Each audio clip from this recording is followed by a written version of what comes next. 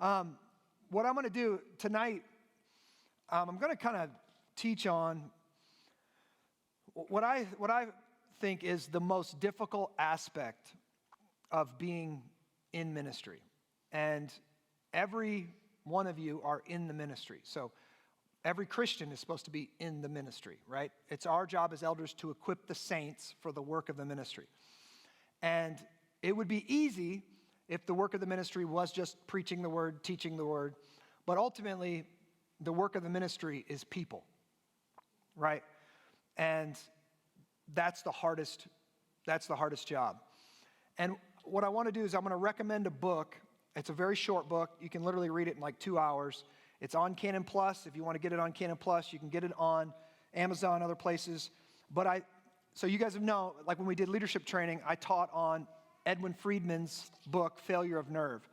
And Joe Rigney has done us all a service and basically took that material and put it into a Christian context and then put this book out called Leadership and Emotional Sabotage.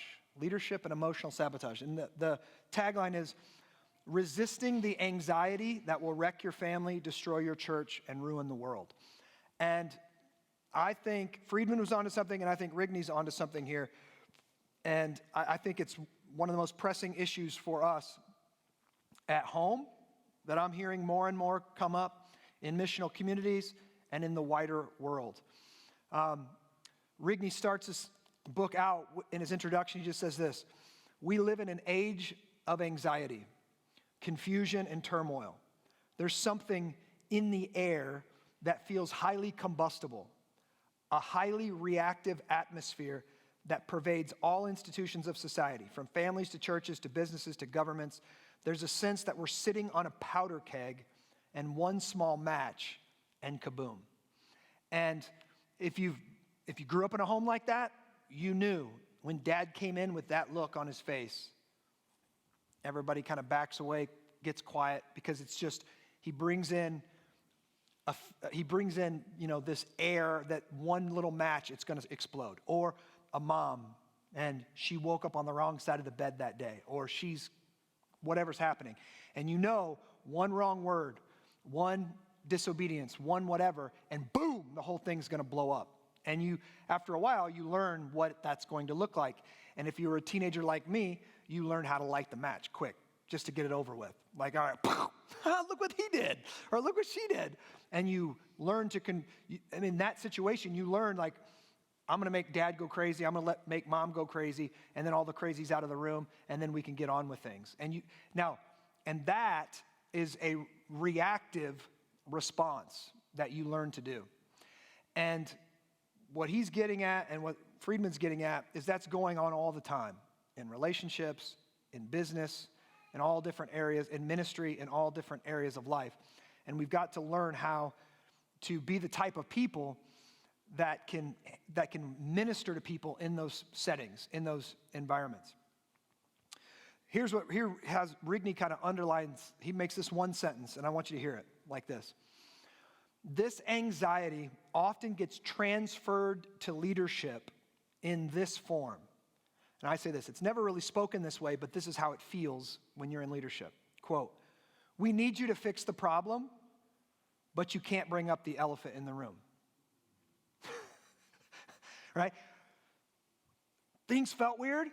We need you to fix it. I don't know what's going on here, but don't bring up the elephant in the room. Now, I hope you see the problem in that scenario, the leadership dilemma in that scenario. We want you to fix it, but don't bring up the elephant in the room, because why? What happens if you bring the elephant up in the room? Kaboom? Somebody said kaboom? Kaboom? Yeah, kaboom. Now, one thing I don't want to, sometimes it's not kaboom. Sometimes it's, right? So, sometimes an emotional reaction is, ah! And then sometimes an emotional reaction is, whoo. You shut down, or you isolate, or you become passive aggressive, or you become whatever. All of those are emotional reactions. All of those are passions. You get envious, you get jealous, you get angry, you get frustrated, you get sad, you get depressed, you get stressed, you get anxious, all of those are reactions. It's not just boom and then there's a big bomb that goes off. Sometimes you bring up the elephant in the room and It's like you sucked all the oxygen out of the room, and it's just quiet, right? But here's where I think Rigney puts his finger on it. In our missional communities, and this is going to be stuff you can extrapolate and take home or work and business and everything else. We need you to fix the problem, but just don't bring up the elephant in the room, right? I mean, if you take this right now, like the NCAA, women's sports, and men are playing basketball. We need to fix the problem, but nobody can bring up the elephant in the room. That's a man right there, right? That's a 7'4" man, right? There's a problem when he plays against a 5'10" woman, right? But no, they can't say that. They know they can't say that, right? Because it would destroy their ideology. But there's this, what are we going to do about women's sports? What are we going to do? There's this anxiety in the world, or in the room. So this is what Friedman calls chronic anxiety, as a compared to acute anxiety, something that happens really fast, really intensely, just kind of chronic. It's just there. It's just this gas that slowly builds up the room, and we're all hoping that nobody strikes a match, but usually somebody does, right? How many of you guys have felt this in your missional communities at one time or the other? Yeah, I think most of us probably have. So I was listening to Rigney talk about this on Canon Plus, and he brought up this book that I had not read called Friedman's Fables. And so I picked up the book, and he had just released one, and so I picked up the book, and I started reading through it, and I was like, oh my goodness, this is gold. And I started reading these to my family at dinner time as a part of our devotional time. And immediately I started telling the story. We did one fable a night, real short. And my kids were like, oh my goodness, that's this. Oh my goodness, that's that. I do that, and I started bringing some connections. And so it was really helpful. So what I wanted to do tonight is I want to start by reading one of these. And then we're going to break it down, diagnose it a little bit, ask some questions, get the moral out of the story. And they're not your straightforward fable. They're, it's going to start off a little weird, but hopefully you get the point. This one's called A Nervous Condition.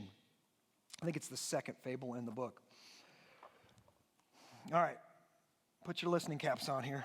When little John was about a year old, his parents noticed very thin fibers protruding from his pores.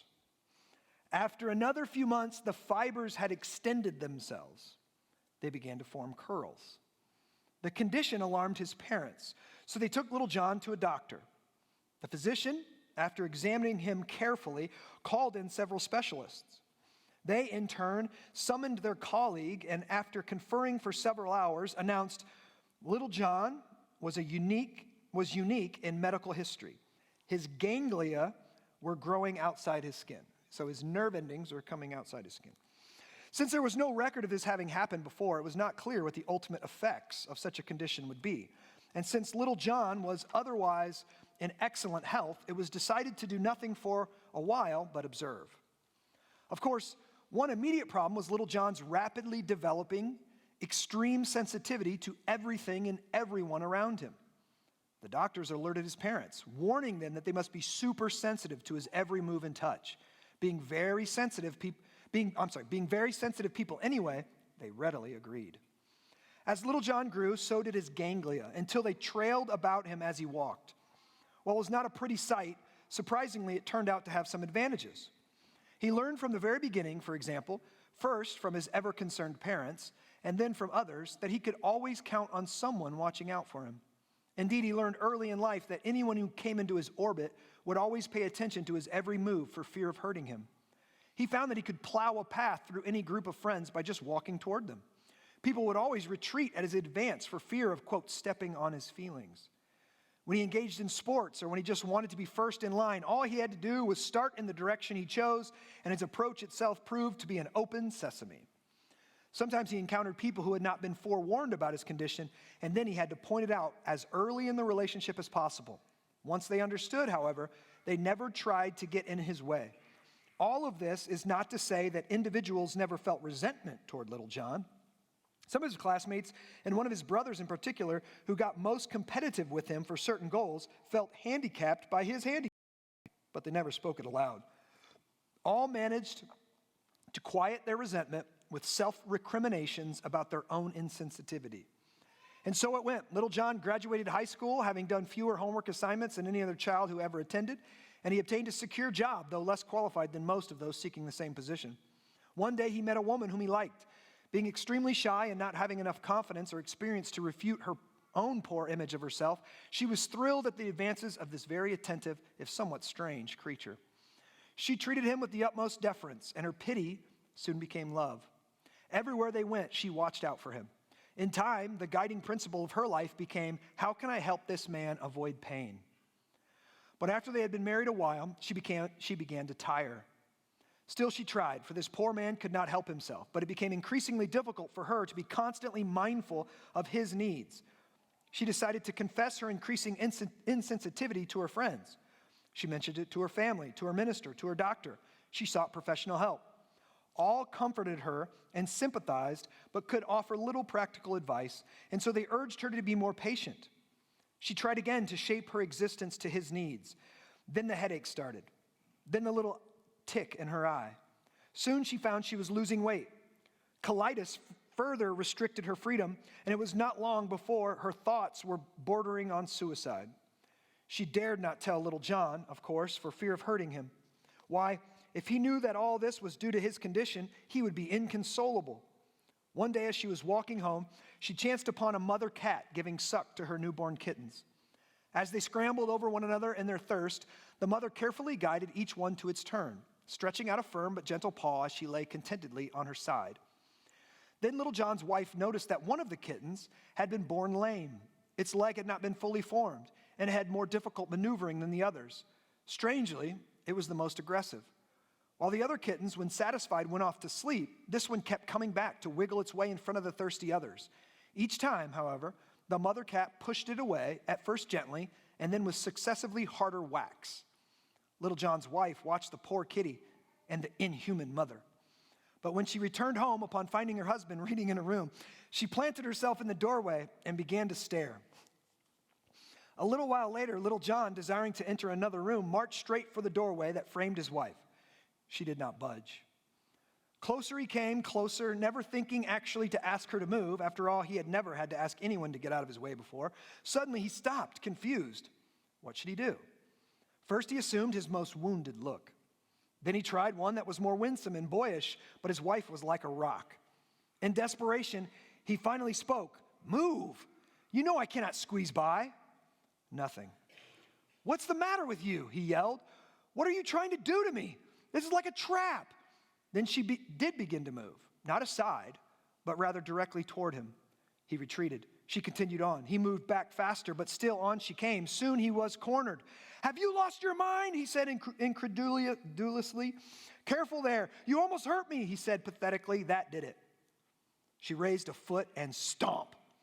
With all her might, she came down hard on one of those trailing nerve endings. He screeched, either from pain or shock. Again she stomped, and again and again. He ran past her, but she pursued. He screeched again, and the scream encouraged her more. Stomp, stomp. She continued chasing him from room to room, up and down the stairs, to the cellar, to the attic, through the kitchen, to their bedroom, until exhausted, they both collapsed and fell asleep.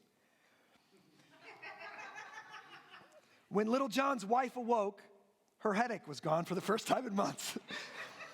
Her eye, too, had lost its quiver, and for the first time in a very long time, she sighed without a pain and felt relaxed. But more astounding still was what she saw beside her. For when she looked over at little John, she found that his ganglia were no longer curled around him about the floor. On closer examination, she realized that they had disappeared altogether. In fact, they had completely recoiled inside his skin. All right, listeners. What's that about? Intersectionality. Okay, that's a big word. That's a big word. Intersectionality. Another word for that, or what that is kind of a rush to the bottom. If you can be a victim in society, then you get an exalted status. And so the intersection of victim identities makes you a more important, your opinion needs to be heard, and gives you a valued status in our society. It's about intersectionality. What it's about? What else is it about?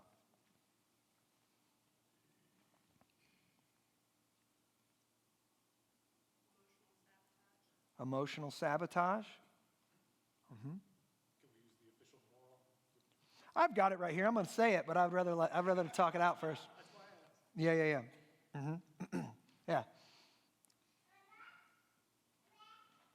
So you notice how in the beginning it was well-meaning parents, doctors, everybody else got a weird condition, right? And what does she learn from the cat?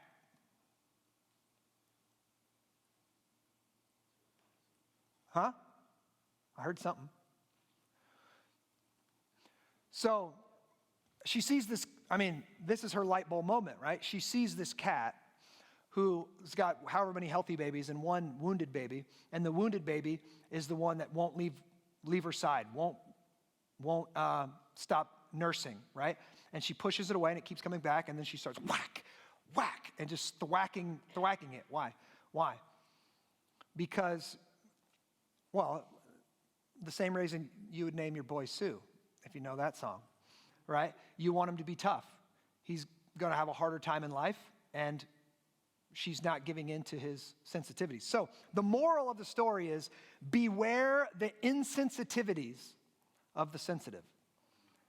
Beware of the insensitivities of the sensitive. Let me ask you a few questions, because there's a lot of stuff in here.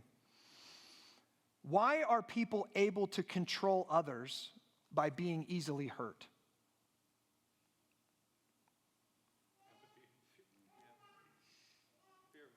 Empathy, fear of man. Mm-hmm. Who wants to kick the wounded kitten? Does that seem like a Christian virtue? Right? But could it be? Right? When someone's reactivity, when someone's emotions are causing them severe pain, who wants to be the person who causes them more pain?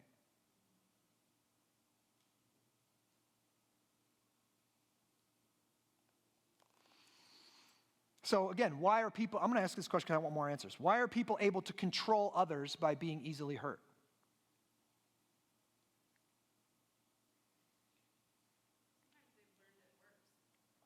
They've learned it works. Somebody asked me about that. If I have a negative reaction, that person will never ask me about that again.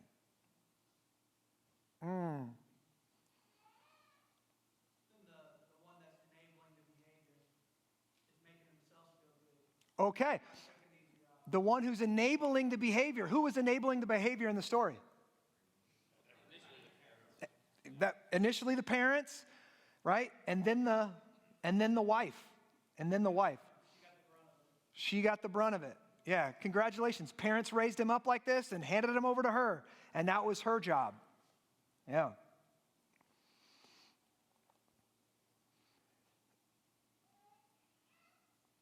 Let's flip that on its head. In what way can it be empathetic to put another in pain? In what way, sympathetic, compassionate, empathetic, in what way can it be empathetic to put another in pain?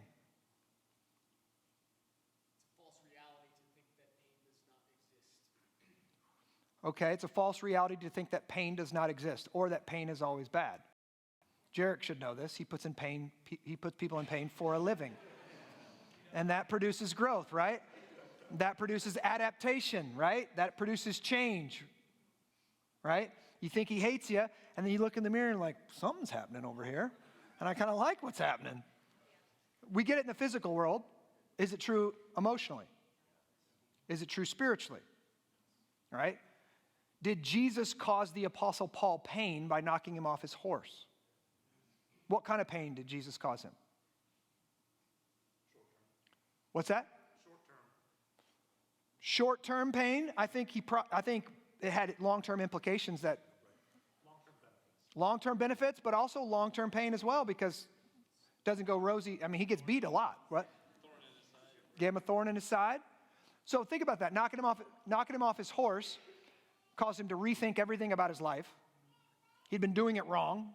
He had to change religions. That put him on outs with all of the communities of his past, his upbringing, his college, It caused emotional pain. It caused relational pain. We don't even know about the Apostle Paul's family, if they cut him off because of it. And then, of course, it led to great benefits, but also he's now chief, in one sense, chief apostle who's getting whooped the rest of his life, like literally getting beat the rest of his life, right? So you're dealing with an addict in your ministry, in your missional community. You're dealing with somebody who is overly sensitive. You're dealing with somebody whose marriage is going through difficulty. And the world tells us empathy only comes alongside and experiences the pain and brings ease to a person and makes the burden light, but never actually causes pain. Is that Christian empathy, or is that Christian compassion? Right? But here's what I know about all of us in this society. In some sense, this is our worst nightmare. Because when you cause someone pain, when she refused to move and then she started going at him, what did he say? Do you remember? What are you doing? Are you crazy? Are you trying to hurt me? Are you trying to kill me? And what is she trying to do? Grow him, help him, mature him. Yeah. So here's a question for you as MC leaders. How would you get this man to take responsibility for his own feelings?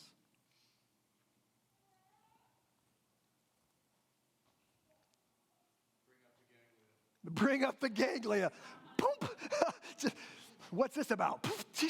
All right, bring up the ganglia. Bring up the ganglia. Yeah. Choose to have a one-on-one, so he knows that like you're not doing it for show or for the group as a whole, but to rebuke him in a way that stings really hard. But to do it in a setting where it's just the two of you. Yeah. So remember when we talked about somebody needs to fix this, but we can't bring up the elephant in the room. Like in that story is there's something wrong with this guy, but we have to act like his nerve endings aren't hanging outside of his body. So everybody just kind of gets out of the way and just lets him do what, nobody's like, you've got stuff hanging off your body and you're really sensitive all the time, right? Nobody can actually point at it and say it until God gave him a helpmeet, right? How might the approach that the wife finally took be translated into running your missional community?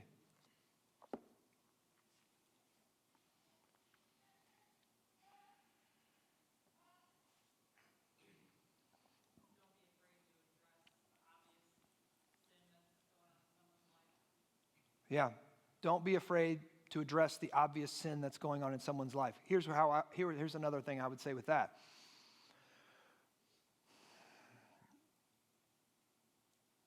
We are in a crazy culture, and the only word I don't like about what she just said there is obvious. And I think it's true and it's right, but we're not just talking about sex outside of marriage, LGBTQ+, all the things that are like smack you in the face obvious. We're not just talking about drug addicts and cheating on your wife, and we're not just talking about that. We're talking about following Jesus, having the fruit of the Spirit, the whole deal. What you could narrow this down is like people, all of us in some sense, create an environment with certain issues that cause people to have to walk on eggshells around us, right? And that could be envy. It could be money, it could be sex, it could be anger, it could be fear, it could be any of those things. And in that sense, hopefully those things should be obvious to us. Sometimes they're not, but they should be obvious to us. But it's addressing that, whatever it is, nobody had ever seen this guy, a person with ganglia hanging outside of him, but you should know that's not right. And sometimes it's just saying, that's not right. What's going on here? That's not right. We need to talk about it. It's the opposite of the doctors and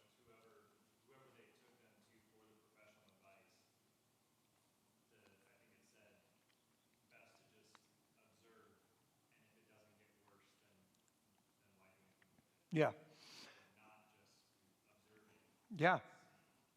Yeah. So, again, if we take a back seat and just observe, eventually it's going to destroy him.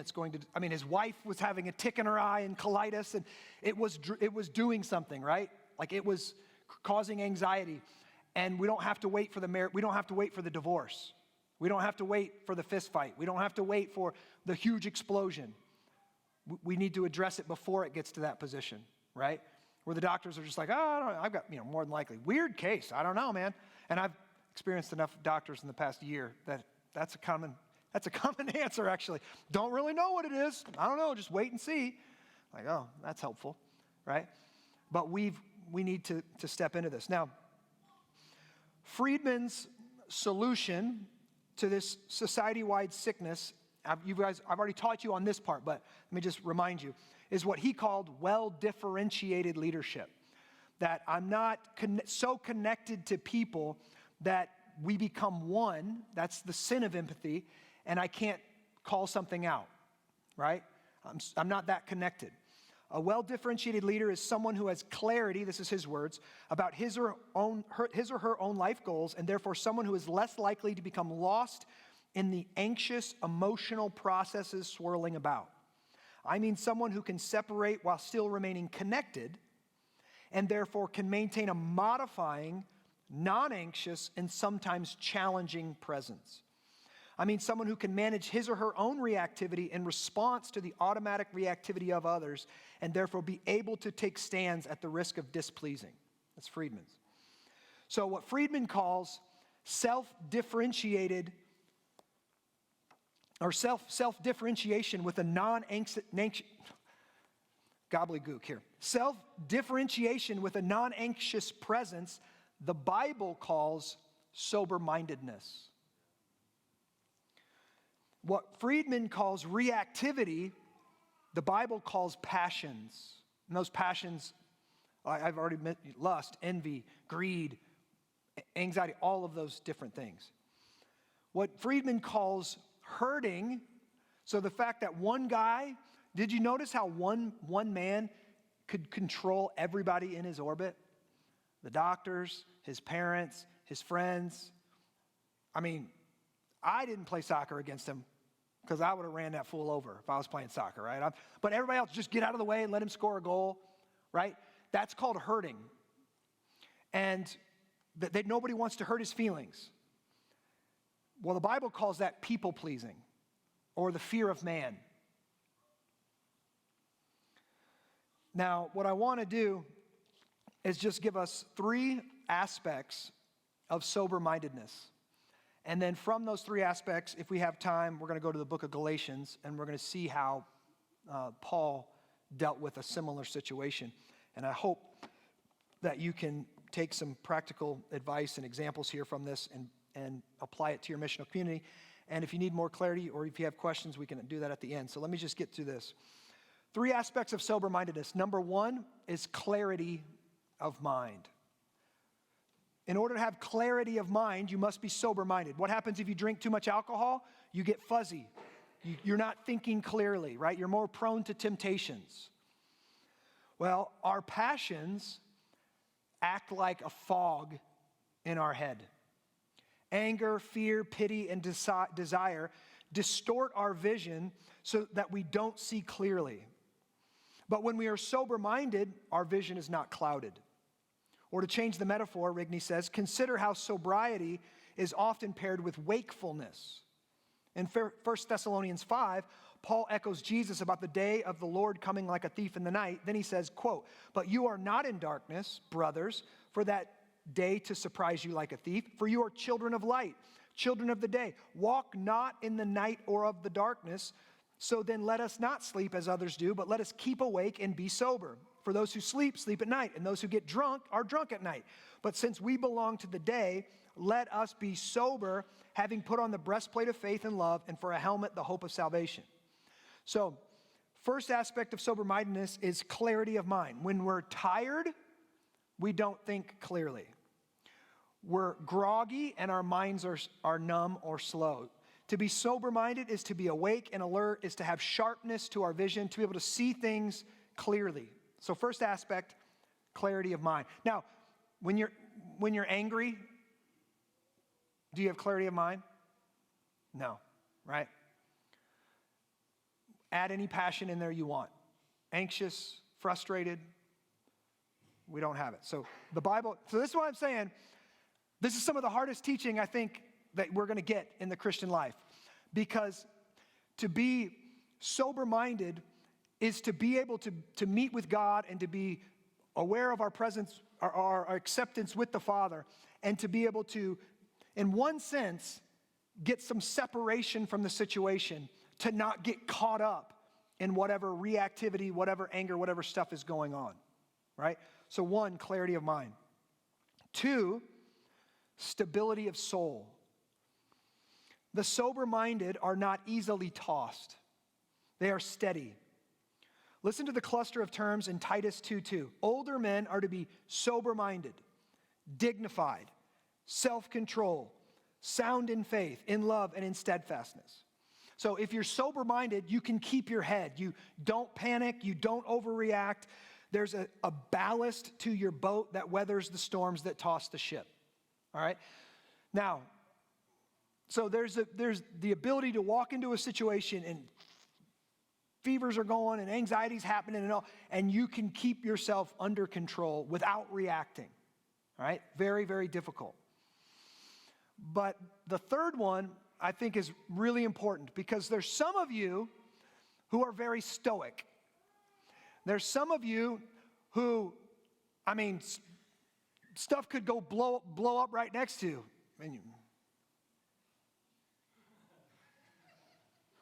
Right? And this is a great frustration to the people in your life. I'm going to tell you that right now because I love you.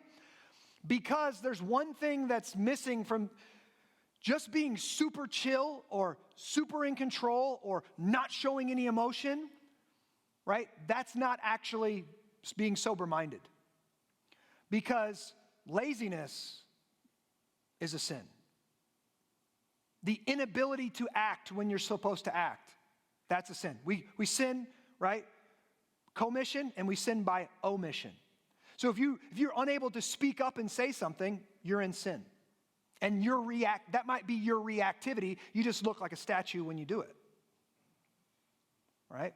So the third piece of biblical sober-mindedness is readiness to act.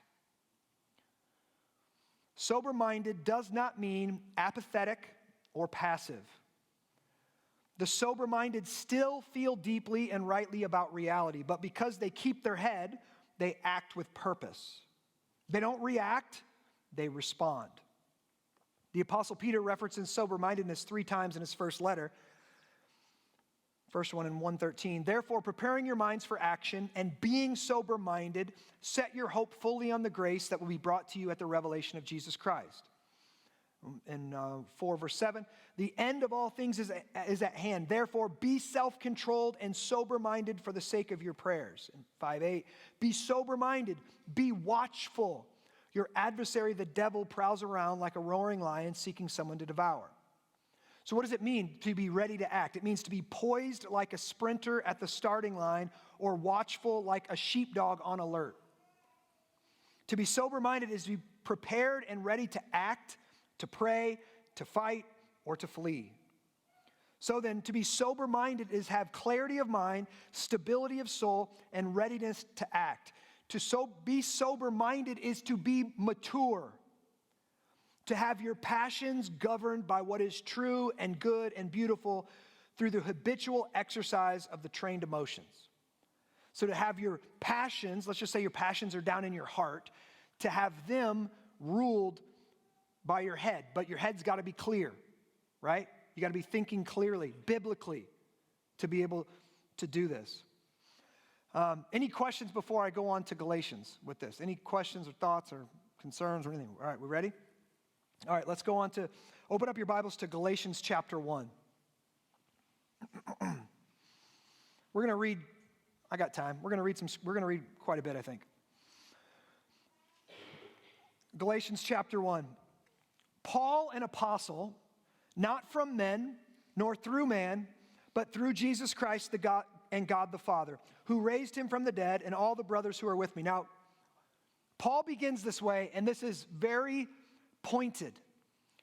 And this is the first key to being sober-minded and to be able to confront when you need to confront and challenge when you need to challenge. You've got to know whose you are. And what he's doing right now is he's saying, I'm not writing this letter because I'm mad at anybody. I'm not writing this letter because I'm trying to please anybody. I didn't get into the ministry to make people happy. I got into the ministry because God chose me. Now, I know probably most of you don't think of that very often. You're in ministry because I asked you to be, right? Or you're in ministry because another elder asked you to be. But that's not the truth. You're in ministry because you're a Christian, and that means God called you into ministry, right? And you have to have that in your thinking. You have to have that lodged in your soul, that I am doing this because my first priority is to be faithful to Jesus. That's why I'm leading a missional community. That's why I'm in a missional community, is to be faithful to Jesus. Not to make friends. Now that's hard, right? Again, that's why I think this teaching is one of the most difficult topics. And it's also, if we can get better at it and continue to mature and grow, I think it's going to make us a dangerous force for the kingdom.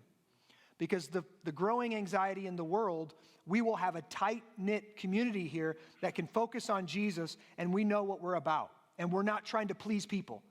Because that's the problem. If you got 20 people in your missional community, which one are you trying to please? Because if you please this one gets upset. If you please that one, this one gets upset. And that is a recipe for exhaustion and burnout. If you're doing ministry trying to please the people in your missional community. But if you're doing ministry trying to please Jesus, number one, that's our priority, right? We want to be faithful to Jesus. And some people will leave, and some people will go, and some people will stay.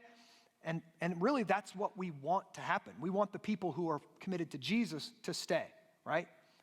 All right. So he's writing to the church of Galatia. The churches of Galatia, multiple churches. Let's go down to verse 10. Let's start in 6.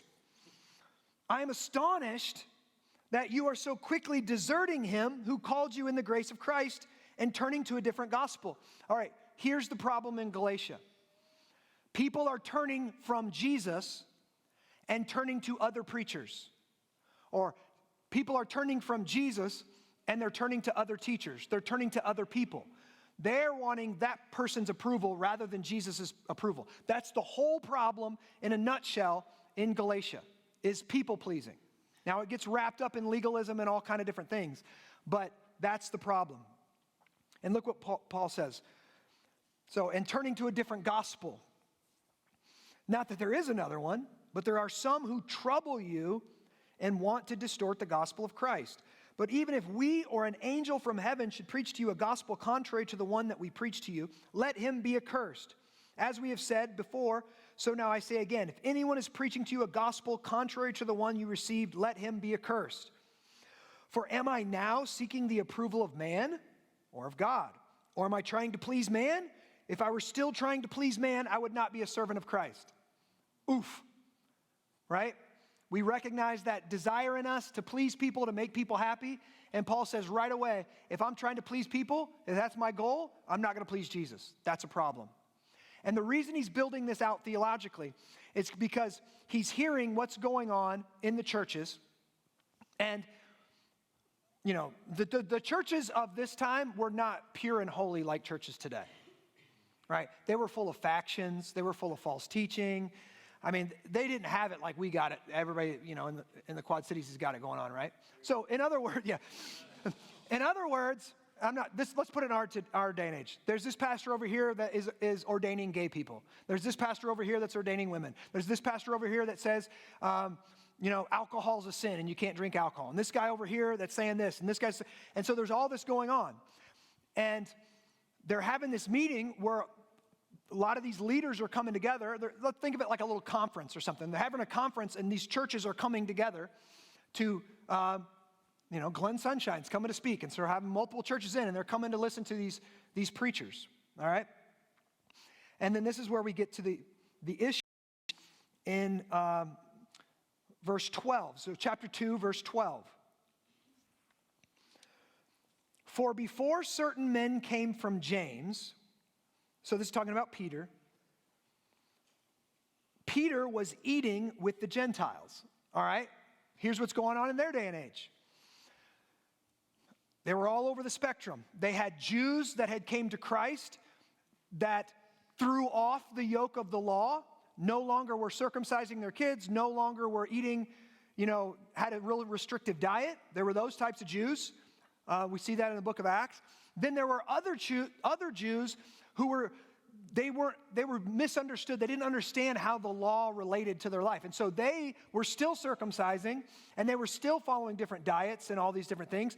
And they were kind of like, they were Christians, but they were still trying to follow the law. Right? Then you had Gentiles, and we know that's the big separation, the Jews and the Gentiles.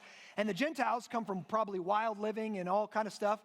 And then they're coming in, and some of those, they called them Judaizers, wanted the Greeks, or they wanted these guys to get circumcised in order to become real Christians.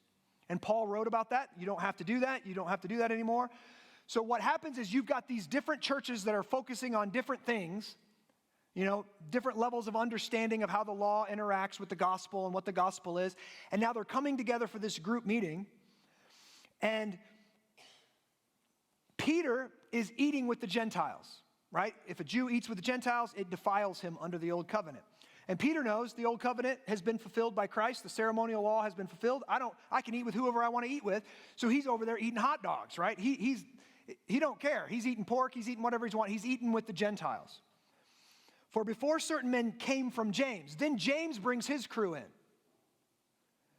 Peter was eating with the Gentiles, but when they came, he drew back and separated himself. So he knows James' crew don't like Gentiles and Jews eating together. So here, this is the empathy piece. This is the feelings piece. Ooh, I know that's going to offend James. Ooh, that's going to offend his followers. So you know what? The safe thing to do is just to pull back from eating with the Gentiles. It's almost like the weaker brother principle on steroids. I don't want to offend these guys, so I'm going to pull away from these guys and stop eating with these guys so I don't offend these guys, right? But when they came, he drew back and separated himself. Look, fearing the circumcision party. Do you hear that? Fearing the circumcision party. So this is a reaction out of fear. He's not thinking sober-minded here. It's a reaction out of fear. And the rest of the Jews, the anxiety spreads. And the rest of the Jews acted hypocritically along with him. So when the leader does it, people follow, right? And now you've got a junior high dance forming, like guys over here, girls over there, right? We got Jews and we've got Gentiles that are separate. They were sharing table fellowship together, giving the right hand of fellowship, and now they start separating, factioning off. So that even Barnabas, not Barnabas, the son of encouragement, that's what his name means, Barnabas, was led astray by their hypocrisy. Now, Peter doesn't apostatize here. Peter's not a false teacher here. That's why they use the word hypocrisy. He knows what's right, but he's doing the wrong thing. That's why. He's playing to the emotions in the room. There's a big elephant in the room, right? Jews and Gentiles eating together, and instead of dealing with the elephant in the room, as a leader should, he starts playing to the emotions and the anxiety going on in the room. And, this person doesn't like this person, so I better go over here. And this person doesn't like that person, so I better go over here. And he starts doing all this. And in walks Paul. Verse 14. But when I saw that their conduct was not in step with the truth of the gospel, I said to Peter before them all right, here's the principle. Peter sinned in front of them all, and so he gets rebuked in front of them all. That's the principle. It happens in the big group. It might need to be dealt with in the big group. And Paul drops this cutting one-liner on him. If you, though a Jew, live like a Gentile, in other words, Peter had thrown off all the regulation, all the ceremonial regulations and all that kind of stuff. If you, though a Jew, live like a Gentile and not like a Jew, how can you force the Gentiles to live like a Jew? What does Paul do right there? He lights the match. He lights the match. He steps on the ganglia. He calls it out. There's an elephant in the room. He calls out the elephant in the room. Right? Now, how do you think that will go for him? Off the top of your head. What would you expect to happen? Conflict? What? Argument? Kaboom? Kaboom? Yeah. Yeah. All of those things. Pain. Man, we're just trying to get together for a fellowship. Right? And you're lighting matches, Paul. This is why Paul even has to kind of gospel himself. Look at verse 20. He reminds himself, I have been crucified with Christ. It is no longer I who live, but Christ who lives in me. And the life I now live in the flesh, I live by faith in the Son of God who loved me and gave himself for me. So he's reminding him, like this isn't easy for Paul. Paul doesn't enjoy doing this kind of stuff. And go to chapter 4, verse 16. You see how these people that he loved responded. Look at verse 16. Chapter 4, verse 16. Have I then become your enemy by telling you the truth? Right? Why are you hurting me? Why did you cause conflict? Why did you light a match?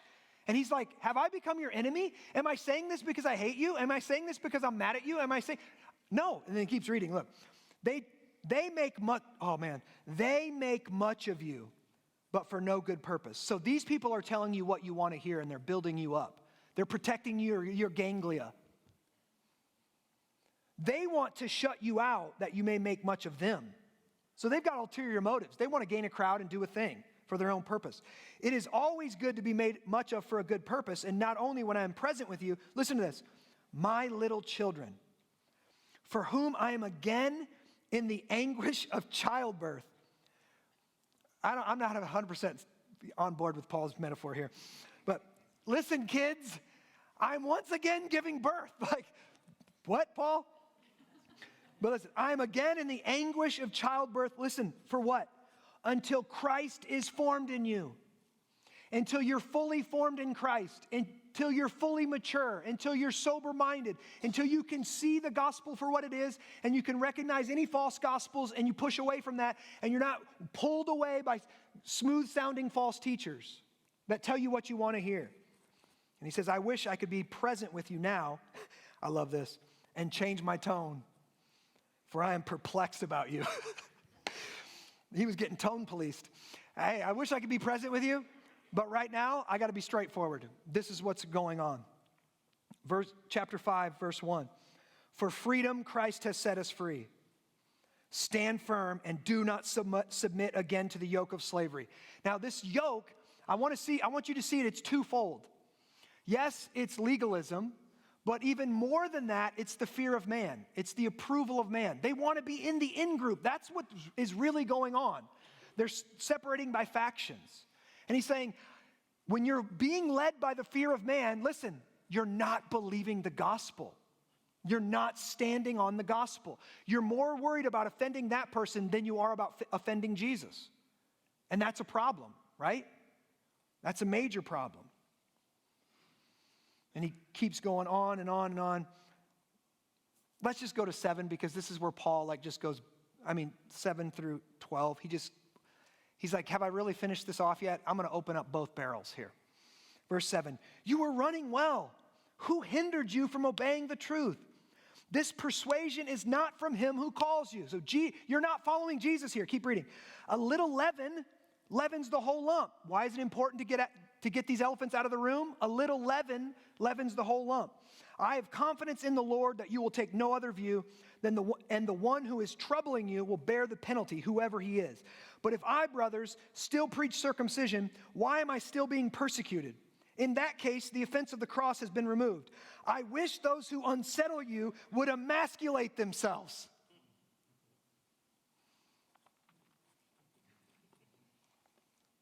That's our next coffee cup verse. That's it. Father's Day, there it is. Let's go. There it is.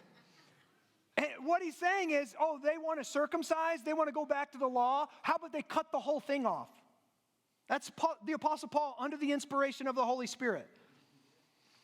And again, for you were called to freedom, brothers. Only do not use your freedom as an opportunity for the flesh or the passions, but through love serve one another. For the whole law is fulfilled in one word. You shall love your neighbor as yourself. Again, love is not empathy. Love is speaking the truth in love, right? But here it is. But if you bite and devour one another, watch out that you are not consumed by one another. If you bite and devour, watch out that you are not consumed by one another. Why is gossip an issue? That it could be the elephant in the room that you have to squash. If you bite and devour one another, watch out, you might be consumed. In other words, it might destroy your missional community. We talk about, Song of Solomon, the little foxes were the ones that snuck under the fence and got in and ruined the vineyard. Sometimes it's those little sins like envy, like jealousy, like backbiting, like slander, like whatever, that we have to address. We have to step on the ganglia. We've got to bring it up.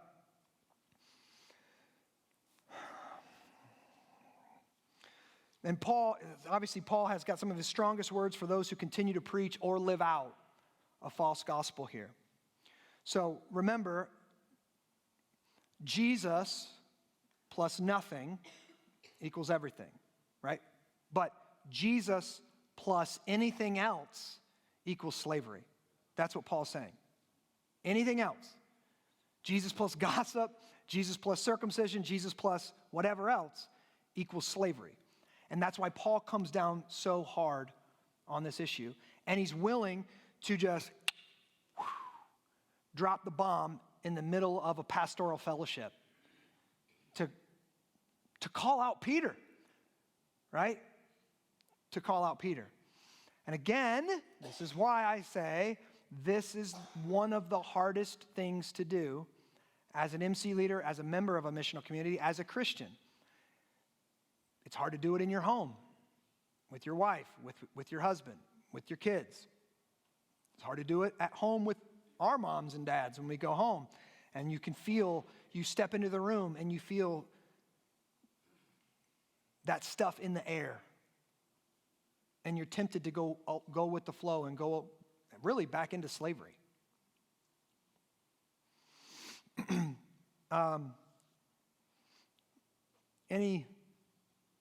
Any thoughts? Any thoughts? Questions? Concerns? Yes, Mary. Back in chapter 2, where Paul calls out Peter publicly because Peter sinned publicly. Mm-hmm. So Peter was sinning against the group in his desire to please man in that situation. So Paul calls him out in front of everybody.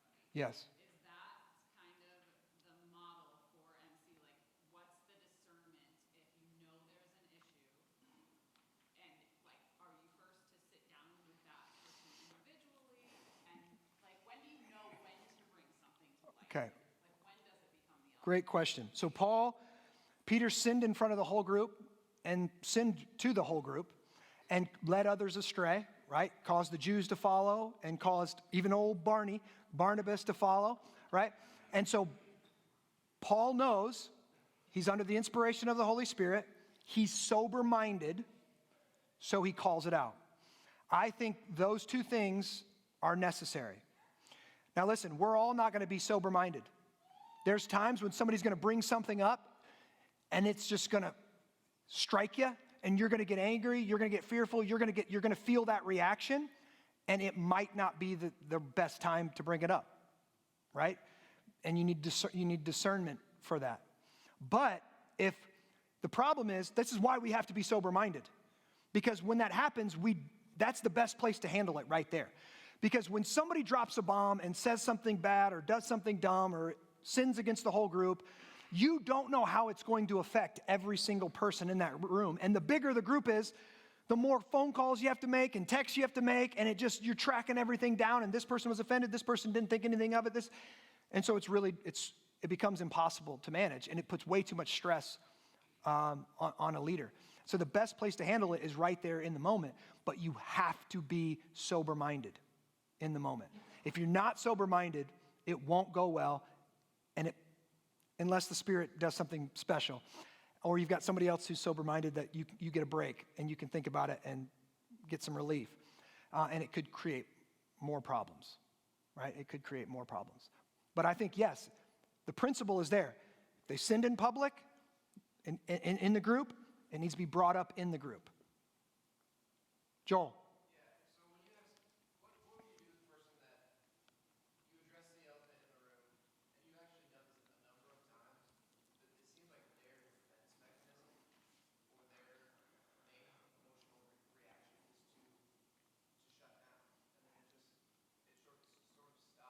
Yeah. No, what do you do when you address the situation and their emotional reaction is to shut down? I think you should name that. It seems like when you do this and someone confronts you, you shut down and you go inside and you shut off. That's an emotional reaction that needs to be brought to Jesus, right? It's like they're a computer, just went to sleep mode, right? That's an emotion. So listen, this is the step that I found most people don't take this step. They feel it, they see it, but they don't name it, and that person doesn't know you named it. This is their defense mechanism. I mean, can you imagine, like, if I'm in a difficult conversation, I'm just going to shut down. The problem is, they've probably been doing it their whole life, and mom and dad, he's in a mood, stay away from him now. 2 weeks later, he'll come back, just give him some time. And then people at work know that's what he does, and they're, Joe's in a mood, okay, he's shut down over there, we'll come back later. But that's not Christian love, right? And so you got to say, dude, you just shut down. Do you realize you just shut down? Maybe yes, maybe no, but you just shut down. What's going on there? You have to name it. Yes, sir. What happens if the one addresses the elephant and then they react and they're getting not a sober mind? Yeah. Then they are now sitting in front of the group. Yeah, that's yeah. So you address it and you're sober-minded and you're in control and you address it and then whatever, they react. And this is when you say, why are you getting so angry? Why are you having such a passionate response to that? Why are you attacking the messenger? Right? You could go, have I then become your enemy by telling you the truth? Like, I love you, man. I'm here for you. I want to see you grow. I want to see your marriage be better and your family be better and your ministry be better and you at work. I want to see all of those things happen to you. Am I your enemy? I'm not your enemy, man. But here, this is so that person knows you're judgmental. And then, right? And now it's getting you because it's telling you did something wrong. And then if you lash out, he's got his excuse. That guy's hot-headed, man. That guy's an idiot. He just doesn't like me, right? So this is why you have to remain in control. You have to remain sober-minded and let him deal with it. And you just say, or you can look at his wife and go, does he always blow up like that when he gets pressed on? When he gets challenged, is this a normal reaction to him? You have to be in control, right? And because here's what you're doing. When you're addressing this, you're discipling everybody. In one instance, you're discipling everybody in the room. How to handle a hot-headed guy, how to handle a guy who shuts down. And wives are in the room with husbands just like that going, right? Tomorrow morning, she's like, have I become your enemy by telling you the truth? Right? Yeah, great questions. I would also say to that, I think that may also, that conversation, or if somebody blows up on you, that might also require a secondary outside conversation with that specific person one-on-one. So, I mean, you may not be able to resolve it in the Yeah. that night. Yeah. I'd be like, hey, we need to talk about this, and then, maybe this is going to come up. Okay. So if that happens in missional communities, sometimes it goes well, sometimes it might go poorly. Say the thing out loud. Okay, we're not seeing eye to eye here. We're not going to be able to reconcile this tonight. And so we're going to meet up after the group and we're going to talk about it. So the rest of the group aren't in anxious suspense. Is MC going to be weird next week? What's going to happen? We're going to fight again? Ding, ding, ding. Bell goes off and they go at it, right? We're going to talk about this after. All right. I think we can work through this. We're going to talk about it afterwards. And maybe the MC leaders get together with that one person, or if you got to get Kevin involved, you got to get other elders involved, you can do that outside the group. Yeah. Any other questions?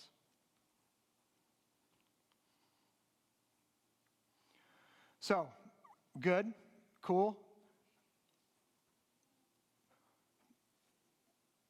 You guys have been around here for a while know, like 2 years ago, 3 years ago, whenever it was, we did the Leadership Institute. This is where I felt like God was leading us. And I think this is one of the most pressing issues for our church, especially with again, you've heard me say this, we got crazy on the way. We've got crazy on the way. I think this is probably going to be the most crazy election that we've ever had, at least that I've been alive. And it's going to bring all kind of anxiety, all kind of reactions, all kind of stuff to the surface that will probably pop up first in your missional communities. And Joe Rigney uses this example. When you're emotionally reactive, whether you shut down, get angry, whatever, it's giving everybody in the room a steering wheel on your chest that they just know how to drive you, right? And we don't want to give anybody but the Holy Spirit that steering wheel, right? So if you need my notes for tonight, if you took notes, great. If you need my notes, let me know. But I think I want to challenge you specifically, and I know this is a scary prayer, but I want you to start praying that God would make you sober-minded, that God would grow you in sober-mindedness. Remember, clarity of mind, stability of soul, and readiness to act. All right? Let me pray for us.